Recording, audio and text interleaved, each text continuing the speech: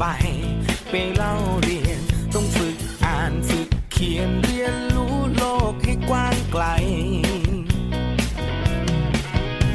ก็พ่อฉันเป็นชาวนา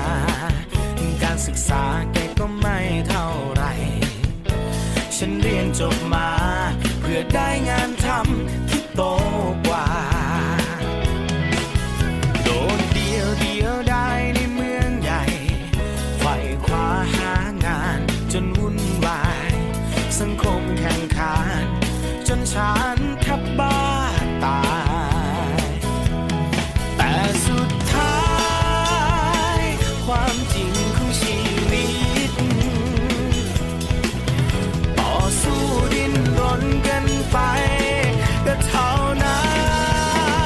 นพ่อฉันเป็นชาวนาแกทำนาเป็นอาชีพแกปลูกข้าวเลี้ยงครอบครัวทำให้ฉันเติบโตพ่อฉันเป็นชาวนาแกทำนามาหลายปีไม่มีหนี้สินไม่อดตายไม่ต้องอายใคร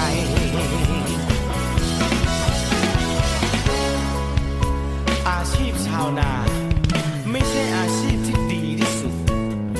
แต่ทุกอาชีพต้องกินข้าวที่ชาวนาปลูกโซโล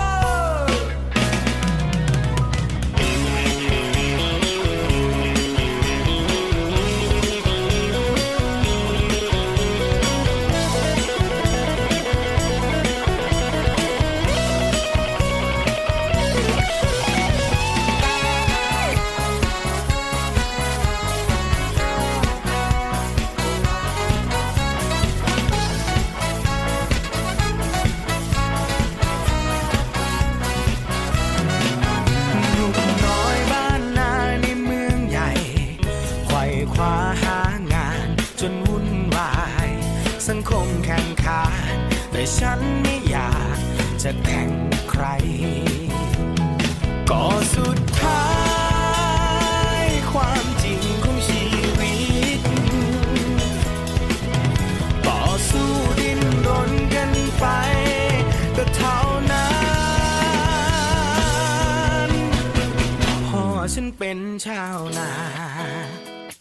แกทำนาเป็นอาชีพแกปลูกข้าวเลี้ยงครอบครัวทำให้ฉันเติบโตพ่อฉันเป็นชาวนาแกทำนามาหลาย